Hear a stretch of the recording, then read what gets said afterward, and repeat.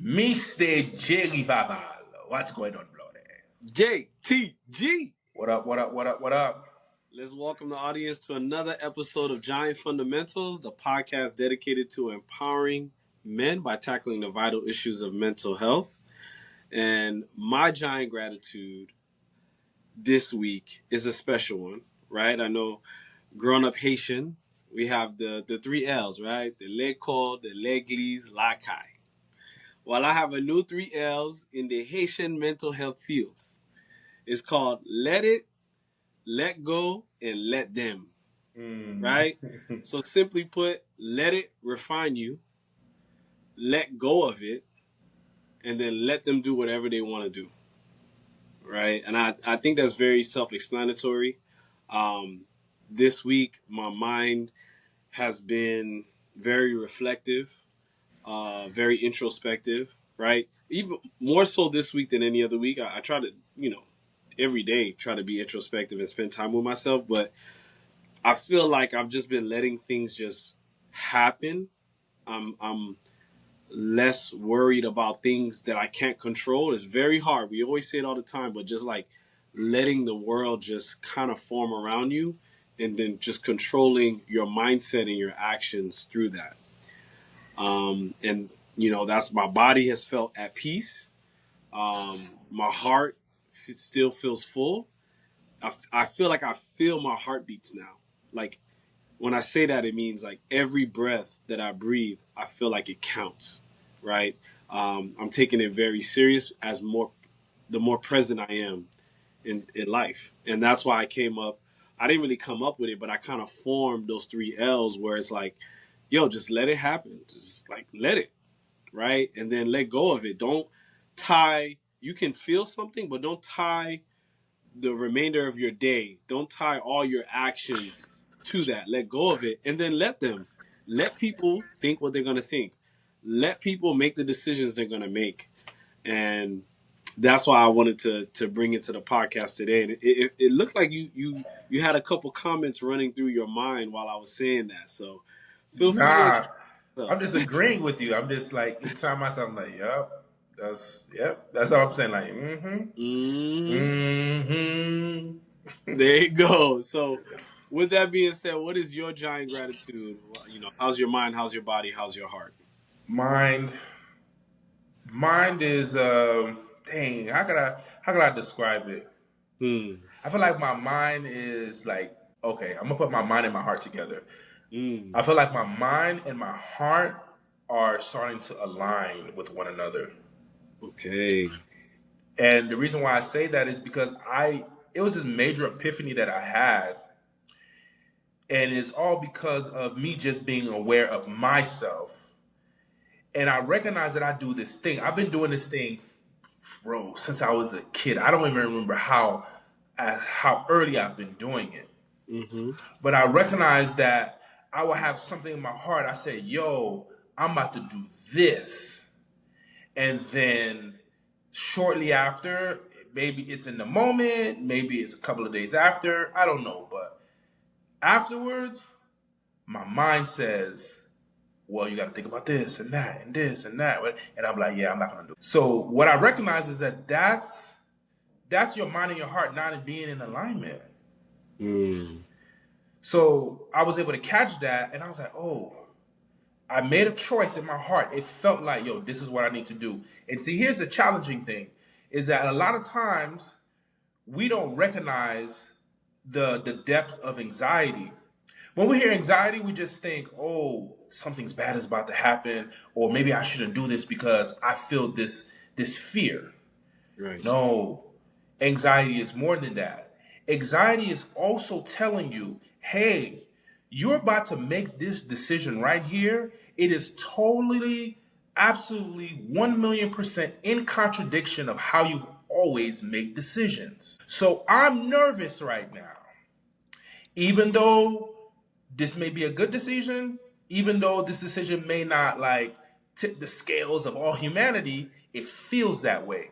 But if you want to be able to step into a newer version of yourself, if you want to step closer to your true authentic self, your higher self, you have to make this decision. So anxiety is also telling us, hey, something important is happening even now. Mm-hmm. So we have to be able to differentiate that. So that's when I realized that, oh, just because I'm feeling anxious doesn't mean I'm making a bad decision. It just means my nervous system is not used to this decision that I'm about to make, but it will get used to it the more and more I make it. And that's when identity shifts. So heart and mind together, we're in alignment. Body, body feeling good. Hit the gym this morning.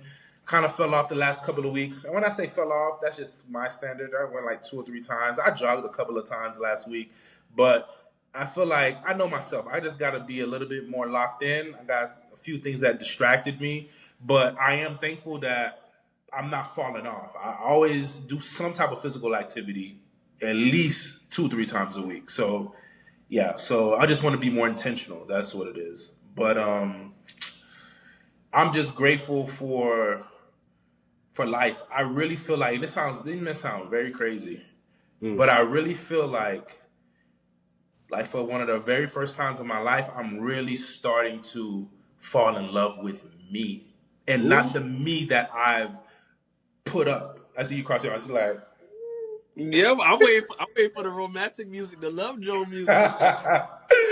and it's not the me, it's not the pseudo me. It's not the me that I put out there because I wanted acceptance. It's not the me that I put out there because I was trying to stave off rejection. It's not the me that I put out there because I didn't want people to look at me as the bad kid, the bad person. It's like the real me. And I'm starting to fall in love with that me. And I know if I'm falling in love with myself, then it doesn't matter who else accepts me, who believes in me, who cares what I do, who it doesn't matter about people's opinions because I'm going to be anchored in self-love. So I am grateful and thankful that I'm on this journey and I'm just taking things as they come. Do you feel like you're starting to really fall in love with yourself because now you are not only doing things that you probably wouldn't do in your past or that you were nervous of doing, kind of like what you said, your heart and mind are starting to be more in line, but also you are fighting that narrative that if I do this, that doesn't mean I'm a bad person. Yeah, it's both. Mm, Um and I don't even want to phrase it as I'm fighting that narrative. There's no fight. I'm just putting it aside. I don't need it anymore. mm, Because I recognize that as I was, speaking to my therapist this past week, I recognize that majority of things that I've done in my life have been to prove to people, and these people, who are these people? A lot of times these are like really fictitious people, but it's just experience that I've emotionally held on to from when I was a kid. I'm trying mm, to prove to my dad, oh, he made a mistake by not being in my life. I'm trying to prove to my mom that she made a mistake by not being in my life. I'm trying to prove to my grandmother that, hey, you dropped the ball with me. I was worthy of being poured into emotionally. Teachers, people in church, people in the neighborhood. It's like I've just been on this constant thing of trying to prove people wrong, and I built my entire life up looking to prove people wrong. mm-hmm. And now I'm like, that was good. That got me here, right? It was a survival mechanism. It got me here. It kept me out of a lot of trouble. Mm-hmm. But that version of me doesn't work anymore. And I no longer want to, and I'm no longer going to be on this thing. I got off that train. I'm not trying to prove anything to anybody. I'm like, yo, I'm learning more and more of who I am and the gem that I am as a person. I'm learning more and more of the power, the innate power that I possess, not just inherently from just being a human being, but also all of the experiences that I've been through, Mm-hmm. all the wisdom and the knowledge that I've accumulated over the years. I'm recognizing that, yo, I have a lot to offer and to give the world. And if someone they ain't fucking with it, then it's just not for you. It has nothing to do with my value and what I bring to the table. It just means there's not an alignment there, and that's absolutely okay. I'm glad you said all of that because I think that that helps with it comes to our M&Ms for this week, our mental health music. which was silence. There was a lot of noise out there in the world this past week, politically, uh, entertainment wise, financially, and sometimes we get so caught into listening to music as a form of escape that we don't realize that we need time to be silent. Like just taking one day out of the week and driving to work with no music, Yep. getting comfortable with listening to the inner voice within you, right? And that's a big part of falling in love with who you truly are. And I think I forgot how important that silence was, especially with social media and so much distraction. I'm like, yo, I struggled. Like I was driving to work and I didn't have anything on. And then 10 minutes within driving, I'm trying to turn on the radio. I'm like, what am I doing? Like, it's okay. Like, let's just drive to work, I did the same thing today. I was coming from the gym. I was like, you know what? I'm not gonna look at my phone until I get to the house. Playing music, I don't normally drive with music anyway, so it's okay. I can do that. But I'm Mm-hmm. always on my phone, looking at messages or seeing people message me, being on Instagram. And I'm like, the same thing. I'm like, I just get right there to the light, a minute drive. I'm already grabbed. I'm like, what the hell? I'm like, wow, that dopamine, boy. Niggas don't know how to be bored these days. Like, sit Exactly. within yourself. Like, I was like, now, so that's something I'm gonna practice more and more. Like going to the gym, not checking my Mm-hmm. phone, like just doing the little things here and there, like or simple as just sitting down and watching something on TV without having your phone and texting and just staying focused on what you're watching. Whoa, yeah, that's Yeah.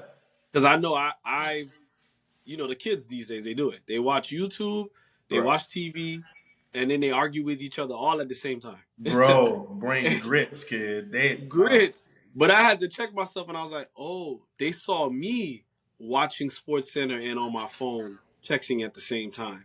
They saw me watching a show and being on the phone at the same time.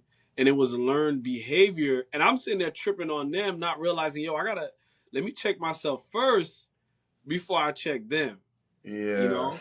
And And the thing is, even if you check yourself, they probably still gonna do it. It's just the culture. That's just what it's we're true. in these days. Everybody does it. Like even just sitting down eating a meal with no device. Who does that these days? Who sits at the table and actually has conversations without checking the phone? Like we have a really big challenge being present, being Yeah. still, being in the moment. I don't know what the hell we running away from, but Mm-hmm. we always got to distract ourselves with something or some things, plural. Sure. We all naturally got this ADHD running through us. Yeah, for real, literally. Yeah, it's crazy. Sure. And kind of give us a premise of why you wanted to bring the main topic today. Um, you were saying there's like a dark side to people pleasing that we may not inherently see, Mm-hmm. right? Uh huh. Uh huh. So Yeah. Mm-hmm. so many things run through my mind because I know when it comes to me and people pleasing, the dark side for me was I didn't realize how much I neglected myself and how routine it was for me, right? Like almost to the point where you said earlier it was a dopamine hit. It almost felt like that for me. Like I have to do this because it was such a validation of who I am and who I wanted to be. So if you could kind of walk us through what your mindset was when you wanted to bring this today. Yeah. One of the main reasons I wanted to bring this topic to the forefront is because I'm recognizing that a lot of us do not understand the depths of the dangers of being a people pleaser. Mm, We only look at people pleasing from the perspective of, oh yeah, I'm giving up myself for all these people and they're not giving back to me. That's yeah. literally just the surface. It's just the tip of the iceberg. Mm, So as I'm seeing different clients, I'm seeing all my clients, and a lot of people struggle with people pleasing. I'm like, okay, this is something that I really need to dive into a little bit more so people can understand the core of people pleasing and the functions of it. One thing that people don't recognize about people pleasing, and for me, number one, I'm just gonna come with the sledgehammer. I'm not even gonna wait to the end. Just gonna wait first. oof. People pleasing is just as bad as being narcissistic. Damn. I'm going to repeat that again. Got my foot turning. People pleasing is just as bad as being narcissistic. Why do I say that? We got to start looking at the core of these certain personality types, okay? Because when we look deeper at the core of these personality types, we will recognize that, oh, these personality types are literally, they're just fruit to one tree. Okay. We look at people pleasing, let's say people pleasing is an apple tree. Narcissistic behavior is Orange. orange tree. No, they're the same tree, the same fruit, same thing.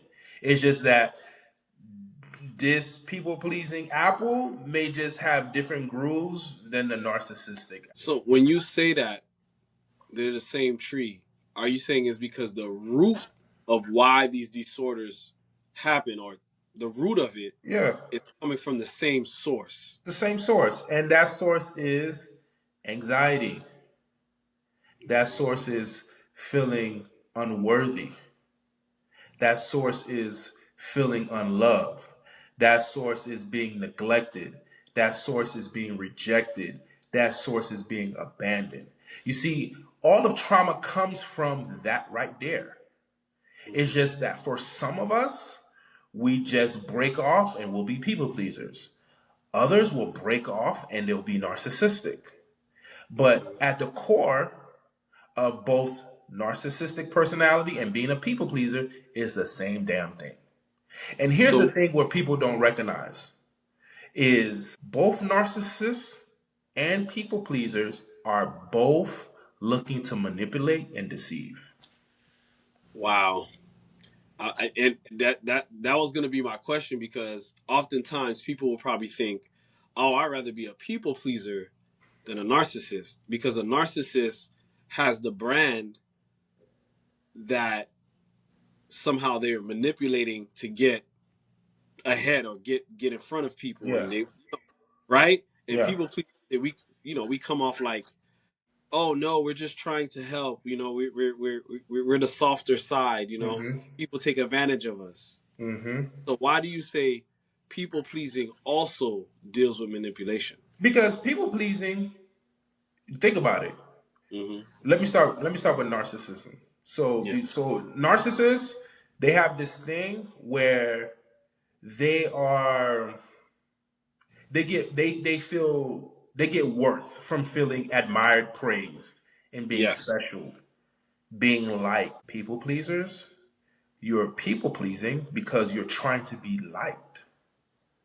You're trying Right. to gain some level of approval.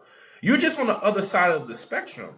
Narcissism is just trying to be praised, but you don't realize you want the same thing too, wanting to be liked. You want to be praised too. You want people to say, "Man, this nigga Jerry always coming through, dog. Man, Jerry, you a good guy. You always." How does that mean? You're being praised. You feel good about Yeah. it. Yeah. Narcissists, they do it in a different type of way, right? They have Mm-hmm. to be the biggest and baddest person in the room. They suck up all the air out of the room, and they want to be people to look at them like, wow, you're some type of deity. But people pleasers want the same thing. They want the same exact Wow. thing. Not only that, before Mm-hmm. you say that, both people pleasers and narcissists both fear rejection and abandonment. Remember, that's the core. They feel the same Mm. thing because people pleasers just avoid conflict at all costs to keep the relationships intact. Narcissists may react defensively. They may get angry or withdraw when, let's say, when their egos feel threatened, right? Yeah. But they may withdraw from relationships and damage relationships, while people pleasers they they try to keep the relationship intact. So Right. narcissists are running away from the abandonment. They're self-sabotaging. They're like, Mm-hmm. oh, I'm gonna do something mean to you or be defensive or get angry and withdraw before you can abandon or reject me. Versus people Mm. pleasers is like, okay, let me shift myself in a way, let me act a certain type of way, let me do something in a certain type of way so that I don't get rejected or abandoned. Right. Wow. Keep going, because you Mm-hmm. already you answered my questions before I can even ask. Mm-hmm. And I would say just on this topic, because I feel like this one right here is like, for me, it's like the most important one, because I noticed that narcissists get a very bad rap. Oh, it was narcissistic. Oh, she was narcissistic. Oh, a narcissist, narcissist, narcissist. That's the buzzword. Buzzword. Everybody's a narcissist these days, but you're not recognizing that people pleasing is just as bad. You're being deceptive. You are not really being your true self. You Mhm. are camouflaging. You are morphing into something else so that I can like you. That Performing. is being deceptive. I don't care what you tell me. That's deceptive. And I Okay. like that you're bringing this up, because you're balancing the scales and you're showing that one is not better than the other. Exactly. They both. So now, if a girl tells me you're acting like a narcissist, or you have no, I'm gonna say, bitch, you a people pleaser. You a people pleaser. You know what I'm saying? Like I could be able to. I mean, that's a bad example, but it's understanding, like, you. Sometimes it's funny. Like, I think we talked about the last episode, the mirror. Sometimes people hate what they see in others. They see themselves in others, Yeah. right? So a lot of times we're sitting there judging one side of it, not realizing the other side is the same thing. Yeah, it just looks differently on the surface. You are deceiving me. You're not really helping me out of the kindness of your heart. You're really Mm-hmm. helping me so I don't reject or abandon you. You're really helping me because you want to be perceived in a certain light. That's the true motive of a people pleaser. But what I recognize is that people pleasers just think, oh yeah, everybody's always just taking advantage of me. Oh yeah, I just can't say no to people. Well, why do you think you can't say no to people? Because you want to be liked. So you're being something and you're doing things that are not true to who you really are. And then you want to get upset. Nigga, you deceptive. That's manipulation. Okay? So I just, like you said, I want to be able to bring that balance. Like the same way we harping on narcissists, we need to start harping on people pleasers too. So let me ask you. I could see, very interesting. People pleasers always get the rap that you let people go. You don't have good enough boundaries, Yeah. right? But Yeah. I could also see it on the narcissistic side. They have an issue with boundaries as well. Is that something that they both can share in that way? Yeah, just on the other end. So the Correct. the people pleaser will Mm-hmm. allow, I'll say allow because you let people cross their boundaries. The people pleaser allows people to cross their boundaries, whereas the narcissist crosses people's boundaries. Yes. Yeah. Hmm. Yes. What is the? I think you said you had a third thing, a third dark secret of a people pleaser. Oh, yeah. People please. Well, no. We just on one point right now. Oh, there's I'm more. just I'm just Oh my God. breaking down the one point. I say this is this one was the most important one to me. I was just breaking down the one point of the similarities between the narcissist and the people pleaser. I just want to Man. thoroughly break it down because I know what people are gonna say. Are people pleasers. They're gonna be like, no, that's not true because in the mirror again, you can't really see yourself. So that's why I'm making sure I'm taking my time with this one right here to like really break it down so people can really understand that they both come from the same root. They both have the same root. They just look differently on I'm the a little. surface. It's just I'm a little sensitive as a recovering people pleaser. It's hurting right now. Yeah, it's supposed to. it's it's bubbling. That's when you're getting healing. When it's hurting, it's healing. But the third point to the Hmm. the similarities of a narcissist and a people pleaser is that both lose authenticity. Because the thing is, people pleasers, they hide their true feelings by staying agreeable. Yep. But narcissists, they inflate or perform like this grandiose self to protect their vulnerability. Damn. So one is like, yes, I'll be there for you. Yes, and being angry and resentful in their heart. And the other Yep. one is like making it seem like he's bigger and badder than what he really is because He doesn't want to show people or let people know that he's really hurt and bruised inside.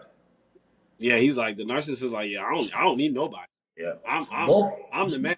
Yeah, I'm both good. are hiding. Both are hiding. And if you're hiding, you're not being authentic.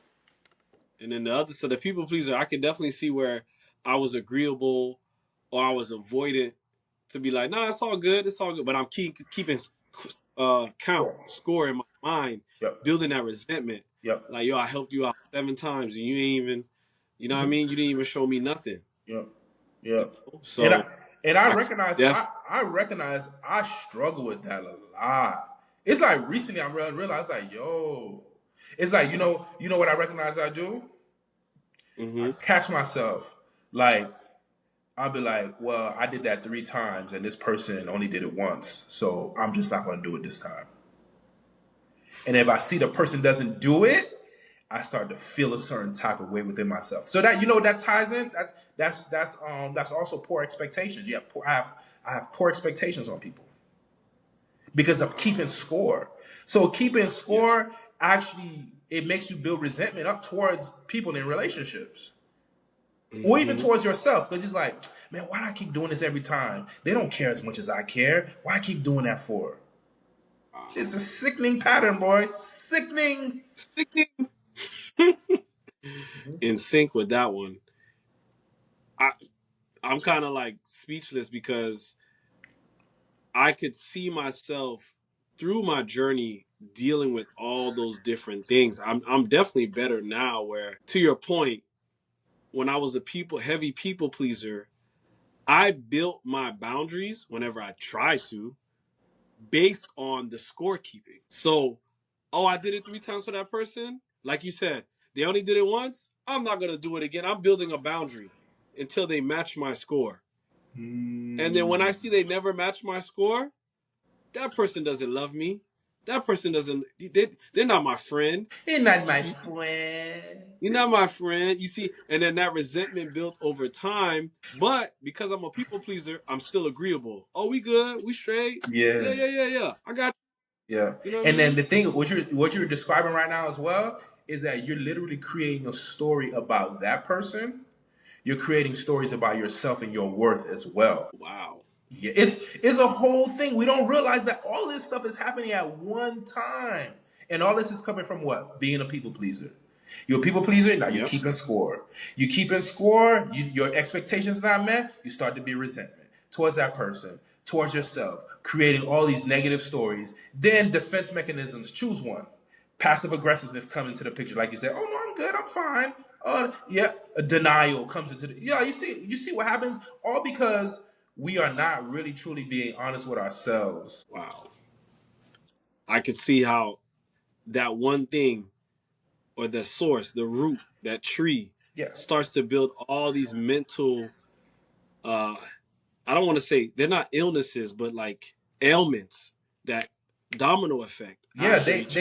yeah, it's like what you don't recognize is when you've been abandoned, rejected, neglected, your self-worth comes into question. Your standing in your own small little community, let's start from the smallest place, from within your home to within your neighborhoods, schools, churches, sports teams, like, and in society at large. Now you start to question yourself in those areas because you're like, man, do people really love me? Okay, well, I want to be loved, so what do I need to do to be loved? And the crazy thing is that, yo, this is a conversation that's happening in the deepest recesses of our spirits.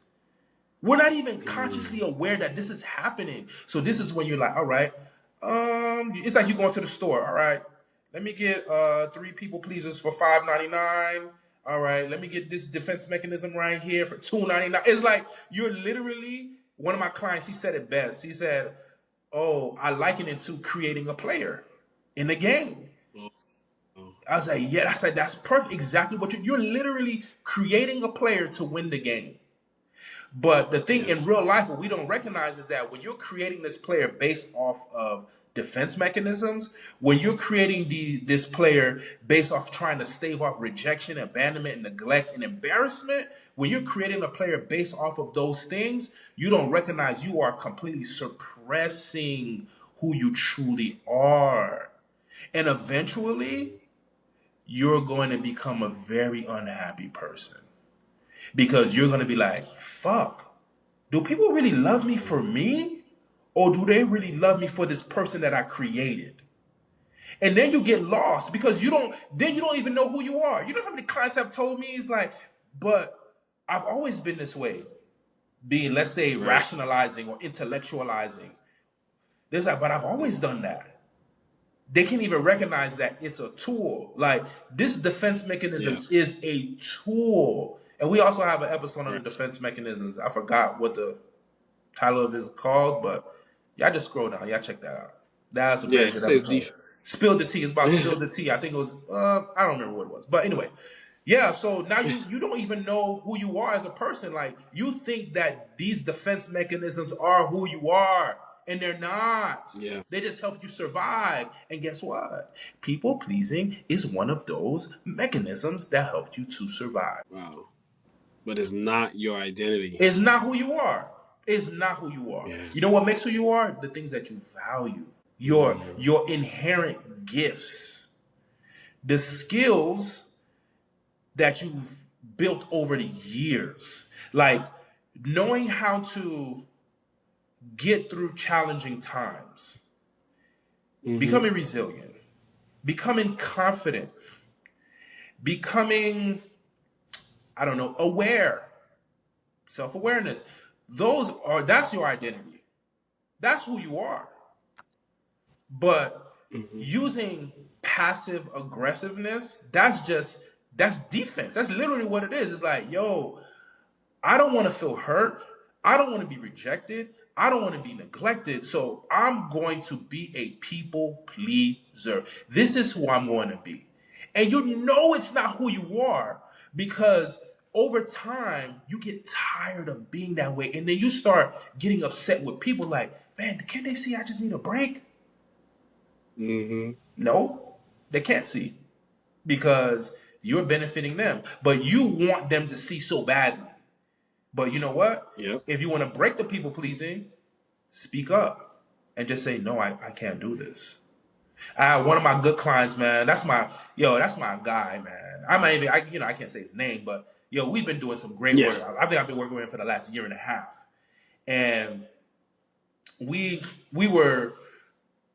struggles with people pleasing. So I made him do an activity. I said, for homework, I want you to say no to one person that you don't really want to do it. Just say no. And I want you to write down the experience and see how you feel. And it was so crazy because when he came and he told me that he said no, and he expressed to me how he was feeling, he was like, man, I felt guilty for saying no. I said, okay. Yep. But did you want to do it? He said, no, I didn't. I didn't want to do it. So I said, so then why do you feel guilty? And he's like, I don't know, because I feel like that's what I'm supposed to do it. I was raised that when somebody needs help, you're just always supposed to help them. I said, Right. So I said, you know what's happening right now? The reason why you feel guilty is because you've just made a decision against your former self. That's uncomfortable because your nervous system is like, hey, wait, what are you doing? You know, if you're not saying yes, people are going to look at you as a bad person. They're going to think this, they're going to think that. What would your dad think? What would your mom? Like, all of these things are swirling in the back of your mind, trying to pull you back and keep you at being a people pleaser. So we want to be able to feel that. What are we feeling? What are we thinking? So that way, now that we're documenting, we see what we feel and we think. Now we can be like, okay, is this true? Or is this false? Now we're going through it to see so we can debunk all of this nonsense that's going in our minds that's keeping us stuck in a posture that we don't even want to be in. It is nonsense. And I'm glad you brought up the tools that you need to fight against the people pleasing, like the awareness, like seeing if it's true or not, and also having a therapist to walk through these things with you. Because one thing that I realized by moving away from being a people pleaser, not only was I guilty like your client for saying no about something I didn't want to do, I also was starting to feel guilty about doing the things that I really wanted to do. Like it messed with my It's mindset gonna fuck so with your much. head. Yes, dog. It don't make and that is a classic case of what I was saying earlier about my giant gratitude is like my mind and my heart are starting to be in alignment. What you're expressing right now, that's a misalignment. And we don't realize that Yes. a lot of us are misaligned. We have fragmented pieces of ourselves because we're trying to make sure that we're perceived in people's eyes a certain type of way. But then we also in the deep parts of our heart, we also really want to live our lives and do what we want to do. But those two Mm-hmm. things don't connect. So it's that we feel as if we Yeah. have to choose. And the majority of the time, when you've been neglected, you've been abandoned, you've been rejected, you're going to choose the thing that you believe is going to stave those things off. So let me just be a people pleaser, or let me be narcissistic. Because if narcissist is like, oh, I'm just going to beat you to the punch. I'm just gonna. You ain't Right. gonna reject no. You ain't gonna try me. I'm just gonna beat you to the punch. I'm gonna be manipulative. I'm gonna be an asshole. And then when I get around other people, I'm gonna be this life of the party, and people are just gonna love my energy, and they gonna think I'm the best thing since sliced bread. That's what narcissism is. Mm-hmm. People pleasers is like, oh, you want this? Oh yeah. People pleasers, they jump way beforehand. Like, oh, I'll do this for you. Oh, I'll do that for you. Because you're trying to manipulate people to like you. Because you don't like yourself because you've experienced rejection and abandonment. So people pleasers, in a nutshell, try to preserve relationships by being manipulative. It's a very silent Mm. manipulation. Nonetheless, it's manipulation. Versus narcissists, what they do is that they break all connection. They break relationships. Why? Because they're trying to beat people to the punch so you don't so somebody doesn't reject or abandon. That's You know just what's point number crazy? one. That's just point number one. Yeah, I was just crazy about that is because a lot of people pleasers end up with narcissists. Yeah, I don't know why that is. That's so crazy, right? I mean, you kind of broke it down why, but yeah, Yeah, it's kind of crazy. It's we're more in two common sides of than the we think, coin. right? Yeah. Mm-hmm. Two sides to one coin. It's very interesting. But again, the narcissist always gets the bad rap. But people pleasers really need to start looking at themselves strongly. And what was the second point? Point number two: people pleasing is deeply rooted in control, not being kind. Again, Wow. is being manipulative. So on the surface, people pleasing looks like selflessness, but really beneath the surface, there is literally an unconscious attempt to control the outcomes. Again, you're trying to avoid being rejected. And how you do that is you're trying to keep the relationship feeling safe or Mm-hmm. try to ensure that others don't get upset with you. That's not Right. true like generosity. That's not true kindness.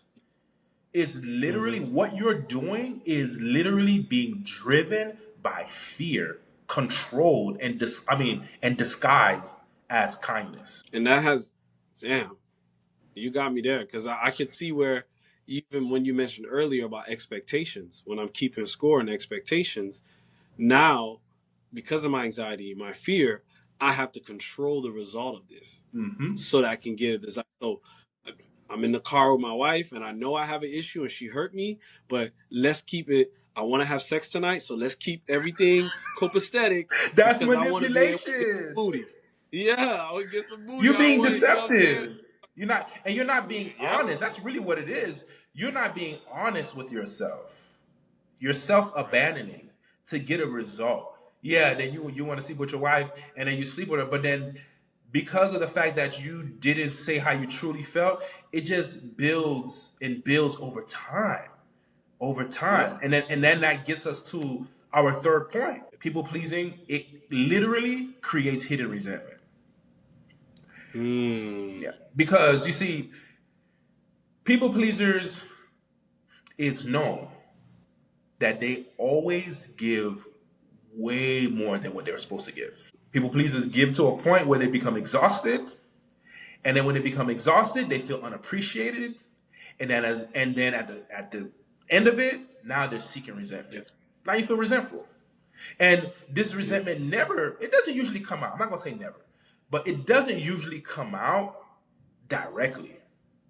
You know how this resentment usually comes out for people pleasers?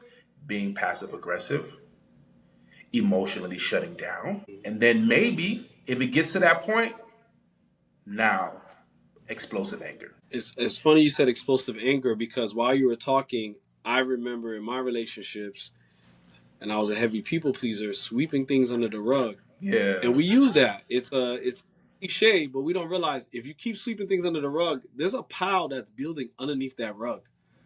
And then you explode, right? And it comes out like you tripping or it's misdirected, but it's really because I've kept these things hidden inside me for so long. Yep. And everything just hits the fan. Yep. Yep. Number 4? Okay, number 4. And we kind of alluded to it as we were talking about. You got a lot. Huh? What you said? I didn't know you had all these points, man. You got a lot. I told you I have 5 points. Read the text You're message. making me feel naked. I told you. I'm glad you didn't read these. I'm exposing you. That's good. I read the text, but I know It says 5. I said 5. I just didn't know it was going to affect me like this. The seat is high. All right, number 4. Mm-hmm. It kind of alluded to it, like I said. People pleasing silences authentic identity. Who you truly are. Who you truly are. That's just really plain and simple. Because you become so focused on other people's needs that you completely lose touch with your own needs, your own values, your own voice, what you desire. You don't know who you are because you've been on this chase of external validation. And the way that you're getting this external validation is completely putting yourself to the side, not caring about yourself or what you want, what you need. And it don't even have to be what you need, what you want. What you want. Mm-hmm. It's just simple as that. Like, even I've been catching myself a lot lately. Because even the other day, what was that, last week, went to the casino.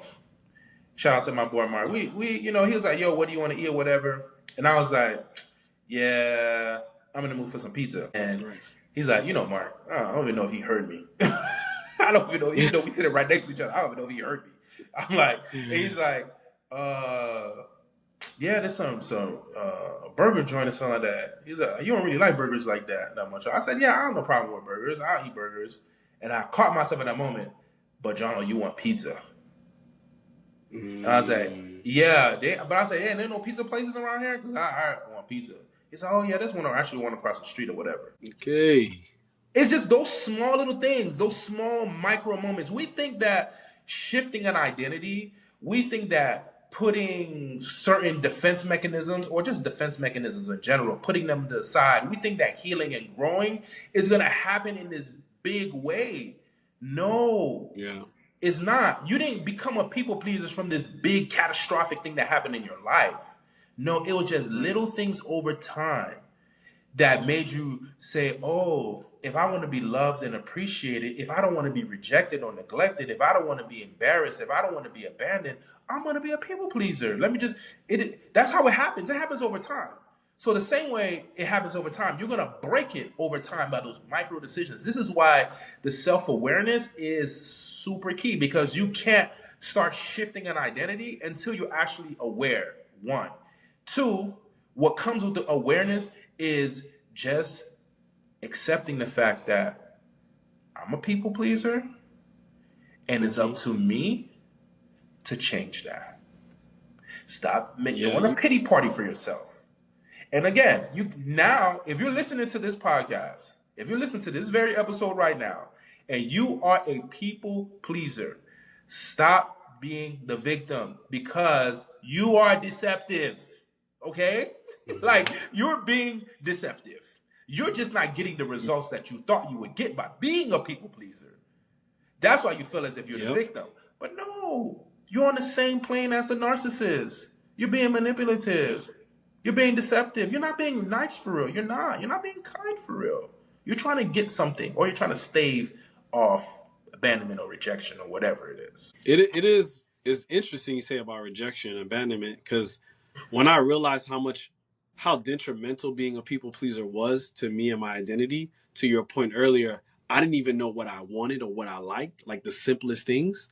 Like, do you want this shirt? Do you want this car? Do you want to go out to eat here? I didn't, because I would just people please everybody else's answers, right? Like, oh, like you said, you want a pizza. He was like, but there's a burger spot that's good. All right. I would just say, yeah, let's just do the burger. And I don't even want the burger, Yeah. right? So when I took accountability and stopped being a victim and I took Accountability. That's the responsibility, word. That's the word. That's the word I was looking for. I right? couldn't find it. Yeah. Accountability for being a people pleaser and understanding that I was manipulating people by doing that, I was disgusted with myself. There was a level of guilt that was there that I was like, wow. I was like, it's like I was being vulnerable with myself. Like, yo, you doing this. Like, I don't think a lot of times people can be vulnerable with themselves. We always talk about vulnerable with other people, but it starts with you. Can you really be vulnerable with yourself? And that's why we have a podcast talking about the shadow work. Yeah. It's part of the shadow work. Yeah. Yeah. Great point. That accountability piece is very important. I was actually in a session with a couple, and it's always challenging to, well, it's not challenging. It just feels uncomfortable sometimes when I'm doing couples therapy and someone cheats because, Yeah. the person who gets cheated on is the victim. That's just what it Yeah. is. And by no stretch of the imagination can I look at the other person who cheated on like they didn't do anything wrong. Like, you fucked up. But there comes a point in time in that process where I'm like asking the person who got cheated on after I validated feelings like, yeah, that was fucked up, whatever. Over some time, it could be the first session, it all depends. It could be the third, fifth session. I don't know. It all depends how I feel about it. But eventually I have to say, Mm-hmm. what is it about you that attracted someone that would treat you this way? Mm. Yeah, because you got to look at that, and I frame it in a way of like, yo, at the end of the day, you and this person may not be together anymore. That's a possibility. There's a possibility that you guys may be Right. together as well. Yeah, but there is a possibility Mm-hmm. that you two may not be together anymore. So you have to Mm-hmm. make sure that you are sorting things out within yourself, so you can minimize the chances of ending up in a situation like this again. Yeah. So you have to be able to look inward and ask that difficult question. And when I do ask that question, it's like a lot of times what ends up happening, because their emotions are so stuck on that person and what they did, they always veer off back to that person and connects it like they did. I said, wait, slow down. I'm gonna ask the question again. What is it about you that attracted someone like this to treat you this way?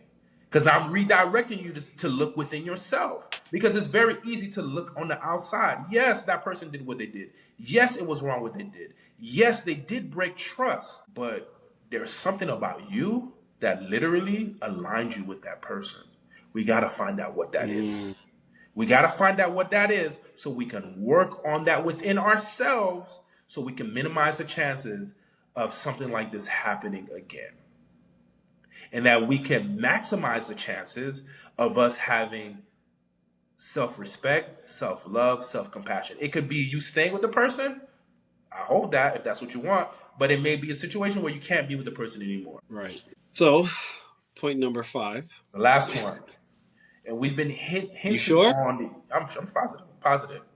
You'll be able to take a breath. You'll be able to take a breath. Last one. People pleasing can be a form of dishonesty. Plain and simple. You're saying yes to something that you really want to say no to. Just think about that. Is that honest? I really want to say no, but I'm saying yes. And I've had so many situations like that where I hit somebody up and like, yo, I need your help with X, Y, and Z. And they'll be like, once I hear that, I just say, hey, look, if you can't do it, just let me know what's good. Like, it's okay if you can't do it. I'll find somebody else. Like, I ain't gonna lie, I can't do it. I said, okay, cool, no problem. I appreciate it, bro.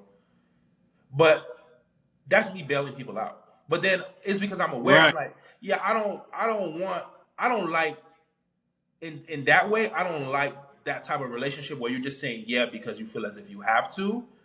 I'm just gonna free you and be like, hey, bro, look, you can't do it, you're good. But guess what? Not a lot of people are aware of, a lot of people are not aware like that.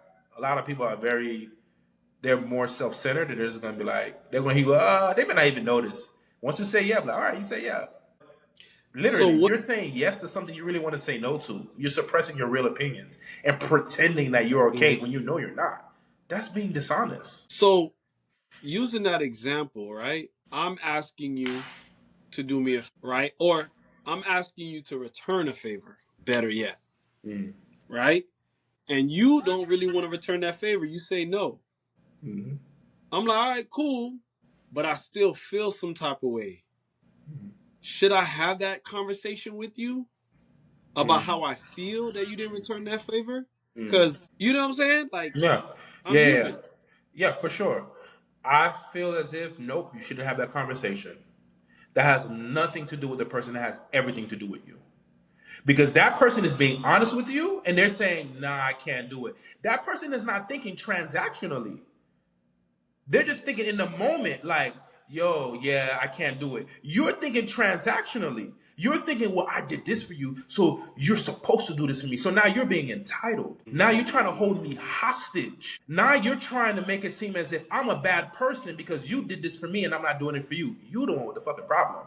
It's not the other person. It's you. That's not a conversation you have with the person. That's something that you got to work within yourself. That means you have ill intent and you have bad motives. That means the things that you do, it doesn't come from a good heart. It's coming from a place where I did this for you, now you got to do this for me. I don't like those type of relationships.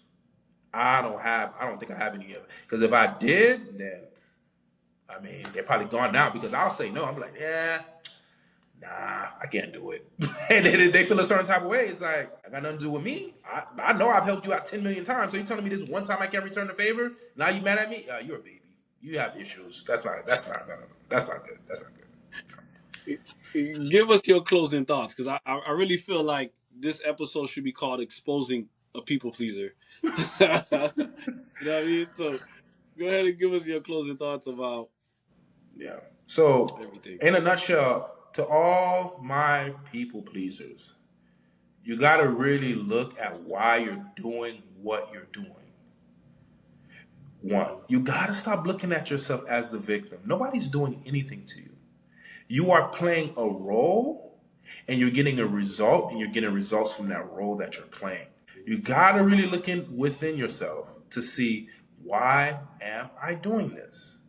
And most of the time, you're people pleasing because you want to be liked, because you don't want to be rejected. I keep saying the same thing over and over again because I really want to punch it on. That's the root. You don't want to be rejected. You fear embarrassment. You want to be accepted. You want to be liked. You have a fatherhood, motherhood womb of abandonment, of emotional neglect altogether. Maybe you were not in the in crowd as a kid. You were bullied. You had to do different things to gain approval from people. That's why you became a people pleaser. You have to resolve those wounds. So we need to stop looking at people like, oh, they just keep using me. They're always asking me for more and more and more. They never give me a break.